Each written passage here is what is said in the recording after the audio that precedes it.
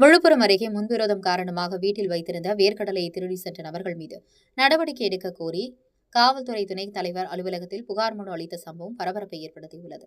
விழுப்புரம் மாவட்டம் திண்டிவனம் தாலுகாவுக்கு உட்பட்ட கொடியம் கிராமம் சேர்ந்த காசி என்பவர் விழுப்புரம் மாவட்ட காவல்துறை துணை கண்காணிப்பாளர் அலுவலகத்தில் புகார் மனு ஒன்றை அளித்தார்.